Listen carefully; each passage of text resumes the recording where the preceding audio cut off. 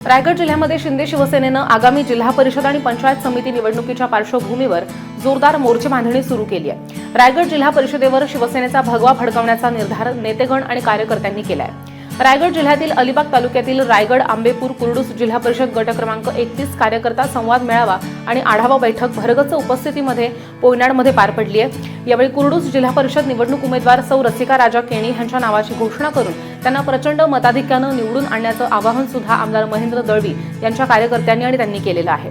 रायगड जिल्हा परिषदेमध्ये शिवसेनेच्या नेत्या मानसी दळवी आणि रसिका केणी ह्या दोन रणरागिणी आपल्या कार्यकर्तृत्वाचा ठसा उमटवून दाखवतील असा विश्वास सुद्धा यावेळी व्यक्त करण्यात आलाय। या संवाद मेळाव्यामध्ये भाजप आणि शेतकरी कामगार पक्षाच्या असंख्य कार्यकर्त्यांनी शिंदे शिवसेना पक्षात जाहीर प्रवेश केलाय। आमदार महेंद्र दळवी, जिल्हाप्रमुख राजाभाई केणी, माजी सभापती दिलीप भोईर, रसिका केणी यांची प्रमुख उपस्थिती पाहायला मिळाली आहे आणि ह्या आढावा बैठकीला युवक, युवती, महिला आणि ज्येष्ठ कार्यकर्त्यांची लक्षणीय उपस्थिती सुद्धा पाहायला मिळाली।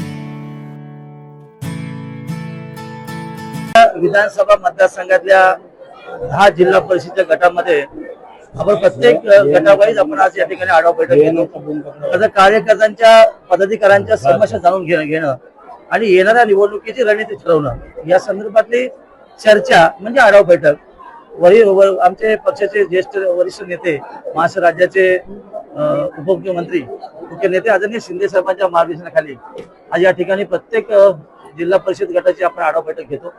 आपण बघितलं की सगळ्यांचे विचार ऐकून घेऊन मग त्यांना त्या पद्धतीने उत्तर देऊन समस्येचं निराकरण करणं हे आपलं कामच आहे। सर, महायुतीबद्दल तोडगा या ठिकाणी निघाला काय? महायुतीबद्दल काय, कशा पद्धतीने पुढची रणनीती असेल? आता प्रश्न असा आहे की महायुती सरकार आहे, त्यामुळे ही चर्चा पुढे होत राहणार। येणाऱ्या काळामध्ये जसं महानगरपालिकेच्या निवडणुका एंड होतील आणि जिल्हा परिषद घोषणा होईल त्यावेळेला जिल्हा स्तरावरती त्या संदर्भात चर्चा नक्की होईल, शीट शेअरिंग होईल, याची आम्ही नक्की चर्चेमध्ये सहभाग देऊ। आता आम्ही आमच्या पक्षाची ताकद प्रत्येक मतदारसंघाची कामास्वरूपात आम्ही तयार केलेली आहे, पदाधिकारी स्वरूपात तिचा आढावा घेणं आणि कार्यकर्त्याला मॉरल देणं, उभारी देणं आणि विशेषतः इच्छुक उमेदवार जे आहेत, जसं आरक्षण पडलंय, जसं आता आम्ही रसिकाताईंना आंबेपूर मतदारसंघाची उमेदवार निश्चित केली, तर मागच्या 3 निवडणुकीमध्ये या मतदारसंघामध्ये आमची ताकद सर्वाधिक जास्त आहे आणि त्याच्यामुळे आमचा त्या ठिकाणी उमेदवार असला पाहिजे पक्षाचा, हे विचारधारा घेऊन आम्ही डिक्लेअर केले। पण तुम्ही आता बोलताना सांगितलं की 10 मतदारसंघाची निवडणूक घ्यायची आम्ही लढवणार आहोत। आता असं आहे की आमच्याशी जर कोण चर्चा करायला येत नसेल तर शेवटी आमची ताकद त्या मतदारसंघावर उभी करणं आमचं पक्षाचं कामच आहे। तर मग 3 मतदारसंघाची आढावा बैठक झाल्या, थळ झाली, आवाज झाली आणि आता आंबेपूरची आहे, उद्या चौलची आहे। ही सगळी चर्चा प्रत्येक जिल्हा परिषद गणावाईत केली जाईल। अर्थात असं आहे की आमच्या पक्षाची ताकद सगळ्यात मतदारसंघात आहे। लोकांनी मला दुसऱ्यांदा आमदार केले आणि सरकारमध्ये असल्यामुळे या सगळ्या भूमिका बजावत असताना लोकांना बरोबर घेऊन जाणं आमचं कामच आहे। सर, जिल्ह्यामध्ये दिवसापासून तुम्ही राष्ट्रवादी काँग्रेसवर टीका करत होता, आता आताच्या निवडणुकीला तुम्ही जी भूमिका घेतलेली राष्ट्रवादीच्या विरोधात तीच काहीशी भूमिका आता भाजपने देखील घेतलेली आहे। रवींद्र चव्हाण असे म्हणाले की महायुतीत राष्ट्रवादीला घेऊन पश्चाताप झाला, त्या भूमिकेवर कसं पाहता? खरंय, पण महाराष्ट्र राज्याचे उपमुख्यमंत्री अजितदादाचं जे स्टेटमेंट होतं की हे सगळं करून मी ज्यांनी माझ्यावर आरोप केले त्यांच्या बाजूला बसलो, आता कोणाचा सन्मान आणि कोणाचा अवमान आहे ते ज्याने त्यांनी विचारधारा राजकीय दृष्ट्या करावं, नक्की करावं। पण त्यांना जर पश्चाताप झाला असेल, खरं आहे, कारण जे चित्र महाराष्ट्र उभं राहिलं, आम जनता बघते येणाऱ्या महानगरपालिका निवडणुकीमध्ये प्रत्येक वरिष्ठ नेत्याचं वक्तृत्व काय आहे आणि अशा पद्धतीने चर्चा होणं काय उचित नाहीये। खरं तर मी राष्ट्रवादी अधिकार बोलणार नाहीये, कारण मी बरंच सगळं बोलून गेलेलं आहे। काही गोष्टीची मी सूचना आपल्या माध्यमातून केली आहे, ते सत्य होत चालले असं माझं व्यक्तिमत निश्चित आहे। म्हणून सगळ्यांनी सावधतेचा पवित्रा तयार केला आहे आणि जे वक्तव्य केलं त्याला काउंटर करताना भारतीय जनता पार्टीने जे काही वक्तव्य केले तर मताशी मी सहमत आहे। सर, जिल्ह्याचं पालकमंत्रीपद कित्येक वर्षापासून त्या ठिकाणी प्रलंबित आहे, मात्र डॉन वरून या ठिकाणी खूप मोठ्या कमेंट्स होत आहेत। काय सांगाल, शिवसेना की राष्ट्रवादी? डॉन नेमकं कोण आहे आणि कोणाच्या पक्षात आहे? आता श्रीवर्धन नगरपंचायतीचे नगरपालिका निकाल लागला, तिथे आमचाच आम्ही त्याला समज दिला तेच आहे, मसळा आमची राहिला आहे। मग जिल्ह्याचा डॉन कोण आहे, स्वतःला काहीतरी म्हणून घेणं आणि लोकांसमोर वेगळी भूमिका मांडणं, आणि म्हणून मला माझ्या मी भाषणामध्ये सांगितलं की ते डॉन असतील तर मैं डॉन आहे, असंच आहे ना, त्यामुळे ही भूमिका पुढे चालत राहील। मंगेश काळोखेंचं जे प्रकरण हत्येचं आहे, वेगवेगळे त्या ठिकाणी नवीन त्या ठिकाणी निष्कर्ष निघतायत, महेंद्र थोरवे यांना कशा पद्धतीचा पाठिंबा आपल्या शेवटपर्यंत राहील? राजकारण केलं जाते असं पाठिंबा राहील। विशेष म्हणजे याच्यात जे 10 गुन्हा दाखल झाला, त्याचा सुधाकर घारे आणि भगतचं नाव आहे. मात्र या दोघांनाही अद्याप अटक केलं नाही. असं आहे की काळोखी आमचा अतिशय निष्ठावंत कार्यकर्ता होता. अनेक वर्ष पक्षाबरोबर प्रामाणिक काम केलं कार्यकर्ता, आणि अशा पद्धतीने निवडून हत्या होणं हे काय शोभनीय राजकारणात ज्यांच्यावर आक्षेपार्ह आरोप झालेत. आता त्यातले काही आरोपी ट्रेस आउट झालेत, पकडले गेलेत, त्यांची हळूहळू माहिती पुढे येते. हा कदाचित गेम प्लॅन नाही ना अगोदरचा, याचं षडयंत्र अगोदर कुठल्या वरिष्ठ ज्येष्ठ नेत्यांच्या जवळ आश्रय काही झालेला नाही ना, याची मोठी खूप शंका आहे. म्हणजे पोलीस तपास त्यामध्ये चालू आहे. पोलीस तपासात ते सत्य बाहेर नक्की येईल. जे आपण आता दोघांची नावं घेतली ते अजून ट्रेस आउट झालेले नाही आहेत.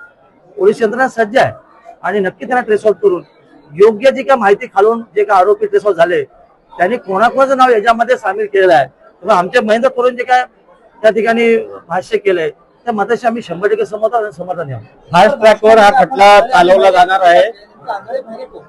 आंधळे बहिरे असं काय माझं व्यक्तिगत हे नाही आहे, पण एकंदर आता ज्या निवडणुका येऊ घातल्यात किंवा मागच्या झाल्यात, लोकसभेच्या निवडणुकीमध्ये रायगड जिल्ह्यामध्ये कार्यकारिणी नियुक्ती करून मग बाकीची चर्चा केली जाते. विधानसभेला देखील कार्यकारिणी निवडणुकीची चर्चा केली जाते, कोर कमिटी याचा अर्थ.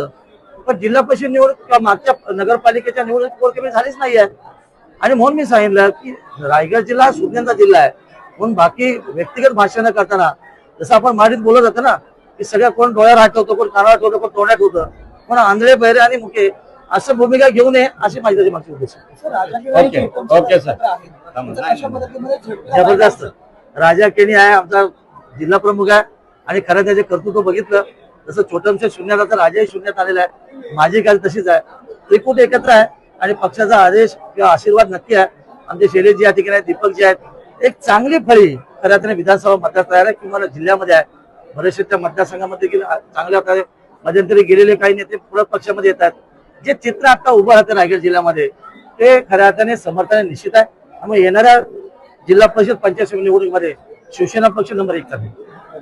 परिषद मतदारसंघाच्या आढावा बैठकीसाठी ज्यांचा आता मार्गदर्शन आपण ऐकलं ते शिवसेनेचे नेते आदरणीय दिलीप भोईर. खरं तर अनेक दिवस अनेकांच्या मनात अनेक शंका होत्या की नव्याने झालेल्या या आंबेपूर मतदारसंघामध्ये म्हणजे जुना कोडूस मतदारसंघामध्ये युती होणार, महायुती होणार की आपण एकला चलोची भूमिका जाणार. पण एकंदर आत्ताचं महाराष्ट्राचं राजकारण बघितलं हे महानगरपालिकेच्या निवडणुकीमध्ये चित्र उभं राहिलंय ते सर्वसामान्य लोकांना विचार करण्यासाठी निश्चित आहे. आणि त्याच्या अगोदर झालेल्या नगरपालिका नगरपंचायत निवडणुकीमध्ये ज्या पद्धतीने आघाडी युती मग आघाडीतले काही पक्ष युतीमध्ये युतीतले काही आघाडीमध्ये असं जे काही सगळं चित्र महाराष्ट्रासमोर उभं राहिलं आणि त्याच्यामुळे जे सत्य आहे ते खऱ्या अर्थाने या जिल्ह्यामध्ये चर्चा व्हायला पाहिजे होती.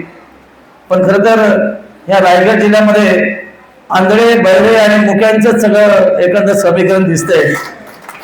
त्याच्यामुळे मला असं वाटतं की या सगळ्या पलीकडे जाऊन या मतदारसंघावरती शिवसेनेची ताकद 100% आहे. आज छोटमशेर आल्यामुळे ती दुप्पट वाढली आहे. तर मगाशी सांगितलं 33,500 मतं छोटमशेरला विधानसभेला आपल्या विरोधात जनतेने वाटप बचत गटाच्या माध्यमातून मी सगळ्या जणांपर्यंत पोहोचवणार आहे. जेव्हा बचत गटाचं नेतृत्व करत असतो तेव्हा ती बचत गटासाठी एखादी जागा उपलब्ध करून द्यायला लागते. पण ती जागा उपलब्ध करून देण्यासाठी सुद्धा त्याचं भाडं तत्वावर लोक घेतात, त्यांच्याकडून भाडं घेतात. पण मी आज बचत गटाच्या माध्यमातून ग्राम संघाच्या माध्यमातून CMTC केंद्र माझ्या कुसुंबे पंचायत मध्ये काजरी शाळेत उभारणार आहे आणि त्याचा फायदा सगळ्या महिलांना कसा होईल हे बघणार आहे आणि त्याचा सगळ्यात जास्त फायदा माझ्या महिलांनाच होईल हे मी नक्कीच सांगणार आहे. आता आपण मला असं वाटते कुसुंबे ग्रामपंचायतचं विजन बघितला. ती कुसुंबे ग्रामपंचायतचं विजन बाकी सगळ्या 9 ग्रामपंचायत मध्ये करायचं आहे आणि ते करणार हा राजा केणींचा शब्द आहे. आणि राजा केणींचा शब्द म्हणजे तो पूर्ण करणार म्हणजे करणारच. आणि ज्या प्रकारे आपण ही कामं करत असतो तेव्हा ज्या ताडवगळे सारख्या 40 वर्ष ताडवगळे सारख्या ग्रामीण भागात 40 वर्ष पाण्याची सुविधा नव्हती, तिथे आपण पाण्याची सुविधा दिली. प्लस आपण MIDCचं पाणी 40 वर्षानंतर ताडवगळे पंचायत मध्ये दिलेलं आहे. त्याच प्रकारे बाकीच्या सुद्धा सगळ्या ग्रामपंचायतीमध्ये एमआयडीसीचा पाण्याचा पुरवठा आपण ह्या माध्यमातून करणार आहोत. ती योजना सुरू झालेली आहे आणि ती आम्ही चालू ठेवणार आहोत. जेव्हा कसं असतं, पहिला आमचा आमदार नव्हता, त्याच्यामुळे काय व्हायचं की आम्हाला पोलीस स्टेशनला गेल्यावर असं थरथर घाबरायला लागायचं. तिकडून फोन आले की आम्हाला आपलं पाठी यायला लागायचं. पण आमचे दमदार आमदार जेव्हापासून निवडून गेले तेव्हा आम्ही कशालाच घाबरत नाही आणि कोणालाच घाबरत नाही. शेठने पण असा विचार केला असेल की मानसी तर निवडून येणारच आहे, पण तिच्यासोबत जर रसिका गेली तर जिल्हा परिषद मध्ये काय होईल, त्या अधिकाऱ्यांचं काय होईल, हा प्रश्न नक्कीच शेठच्या मनात पडला असेल. पण विरोधकांना भीती राहू दे, अधिकाऱ्यांना भीती राहू दे, चांगल्या प्रकारे काम करण्याचा प्रयत्न महिलांच्या माध्यमातून आम्ही नक्की करू आणि जिल्हा परिषदवर भगवा नक्कीच फडकवू. एवढेच सांगेन आणि थांबेन. जय हिंद, जय महाराष्ट्र. या मतदारसंघामध्ये अनेक प्रकल्प येत होते. त्या प्रकल्पांना विरोध कोणी केला? त्या प्रकल्पाच्या जमिनी संपादित करण्यासाठी कोणी एजंटगिरी केली? त्या जमिनी संपादन केल्यानंतर त्या प्रकल्पाला कोणी विरोध केला? मग ती पट्टी पॉवर प्लॅन्ट असू द्या, प्लेन कोणीचा प्रकल्प असू द्या, सूर्या रोशनीचा प्रकल्प असू द्या, रुची सोळ्याचा प्रकल्प असू द्या किंवा स्किल इंडियाचा प्रकल्प असू द्या, नेटको कंपनी कोणी बंद पाडली? ज्या नेटको कंपनीवर सतीश धारप यांनी बेरोजगारीचा प्रश्न सोडवण्यासाठी त्यावेळेला मोर्चा काढला होता. सतीश धारप यांनी तो मोर्चा काढल्यानंतर बेरोजगारीचा प्रश्न कुठेतरी सुटेल असं त्यांना वाटलं होतं. त्या मोर्चामध्ये आज विभागातील सर्व तरुण पिढी सामील झाली होती. मग त्यावेळेला सतीश धारप यांच्यावर हल्ला करणारे कोण होते ते सुद्धा तुम्ही तपासून बघा. तुम्ही या जनतेचे होऊ शकत नाही. तुम्ही फक्त स्वतःच्या फायद्यासाठी फक्त या जनतेला तुम्ही वेठीस दिलेला आहात. म्हणून या विभागातील जनता शून्य आहे. शेठ, तुम्ही जो विकास निधी दिलेला आहात, प्रत्येक गावात दिलात, वाडी वस्तीवर दिलात, त्याचा पूर्णपणे उपयोग करून पूर्णपणे प्रत्येक गावामध्ये, वाडीमध्ये, वस्तीमध्ये मग त्या पाण्याच्या लाईनी असू द्या, रस्ते असू द्या, गटारे असू द्या, समाज मंदिराची कामं असू द्या, हे सर्व मग ते आमदार निधी असू द्या किंवा जिल्हा नियोजनाचा फंड असू द्या, 25-15चा फंड असू द्या, या सर्व योजनेतून ही कामं प्रत्येक या मतदारसंघामध्ये झालेली आहेत.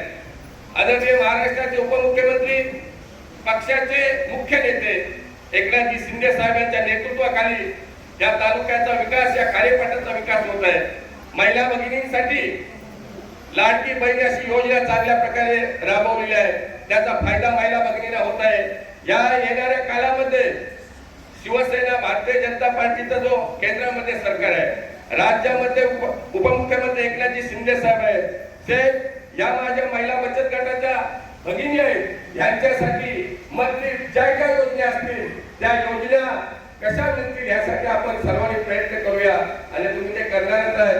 आज या इथल्या लोकांची अशी अवस्था झालेली आहे, आणले तर घरात पाहिजे मला अशी यांची अवस्था झालेली आहे.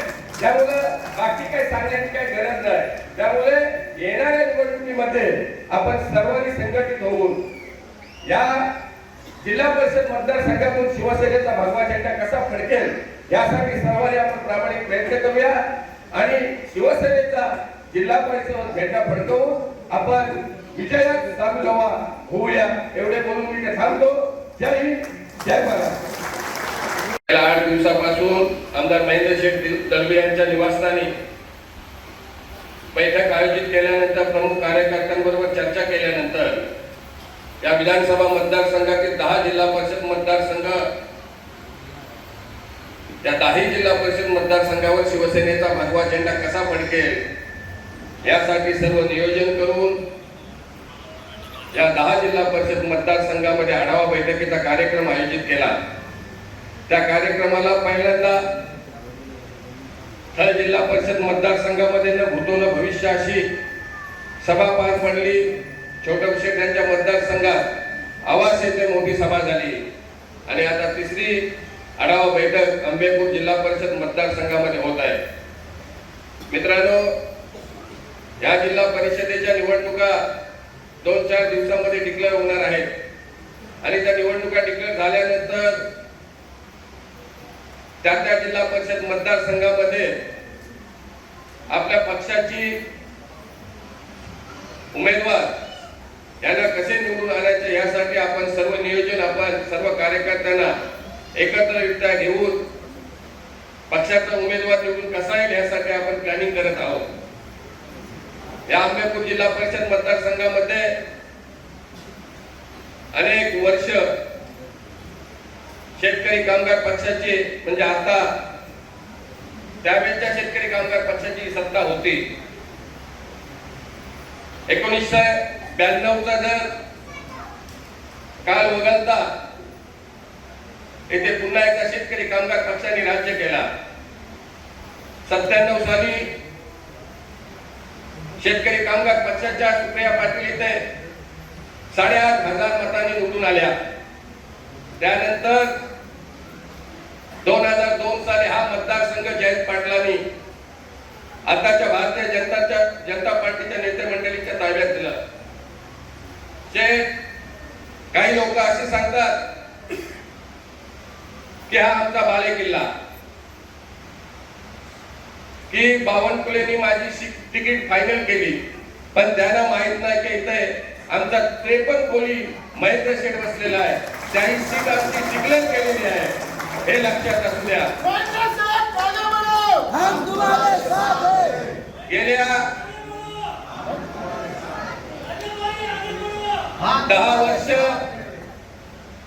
ज्या परीने आम्ही 92 सालापासून या विभागामध्ये त्यावेळेच्या शेतकरी कामगार पक्षाच्या विरोधात माझ्या सर्वच गावातील तलावातील सर्व म्हणजे त्यावेळेच्या काँग्रेस नंतरच्या राष्ट्रवादी असतील, शिवसेनेचे कार्यकर्ते असतील, त्या परीने शेतकरी कामगार पक्षासाठी फाईट करत होते, शेका पक्षाच्या विरोधात फाईट करत होते। त्यानंतरचा आज गेल्या 2 वर्षापूर्वी लोकसभेची निवडणूक झाली। त्या लोकसभेच्या निवडणुकीमध्ये सुद्धा या विधानसभा मतदारसंघातून शिवसेना भारतीय जनता पार्टीच्या उमेदवारांना आपण लीड घेऊन दिला। त्यानंतर विधानसभेची निवडणूक झाली। त्या विधानसभेच्या निवडणुकीमध्ये 32 ते 3,200 मतांची लीड आमदार महेंद्र शेठ दळवी यांना आपण दिली। मित्रांनो, जे कोणी सांगतात की हा आमचा मतदारसंघ बालेकिल्ला आहे, बालेकिल्ला होता, परंतु मी माझं त्याला सांगणं आहे की तो बालेकिल्ला शेतकरी कामगार पक्षाच्या जयंत पाटलांचा बालेकिल्ला होता। कारण जयंत पाटलांच्या जीवावर तुम्ही या ग्रामपंचायत सदस्य झालात, जयंत पाटलांच्या जीवावर तुम्ही पंचायत समिती सदस्य झालात, जयंत पाटलांच्या जीवावर तुम्ही सभापती झालात, जिल्हा परिषद अध्यक्ष झालात, अर्थ बांधकाम सभापती झालात आणि आमदार सुद्धा झालात। ते जयंत पाटलाच्या पुण्यावर तुम्ही झालेला आहात। त्यामुळे तुम्ही हा बालेकिल्ला अहमदपूर जिल्हा परिषद मतदारसंघ आमचा आहे हा सांगण्याचा तुमचा अधिकार नाही। कारण तुम्ही सख्या मामाच्या होऊ शकत नाही, सख्या भावाच्या होऊ शकत नाही, सख्या मामा सासऱ्याच्या होऊ शकत नाही, तर तुम्ही सामान्य जनतेचे काय होणार? आज माझं या मतदारसंघातील सर्व जनतेला आव्हान आहे, कारण आजपर्यंत हा मतदारसंघ काय कोणाचा जाहीरदारी नाही की हा मतदारसंघ आमचाच आहे, आम्हीच लढवणार, आमची सिटिंग सीट आहे। या जनतेने आता सर्व दाखवून दिलेलं आहे आणि दाखवणार आहे। फक्त निवडणुकीच्या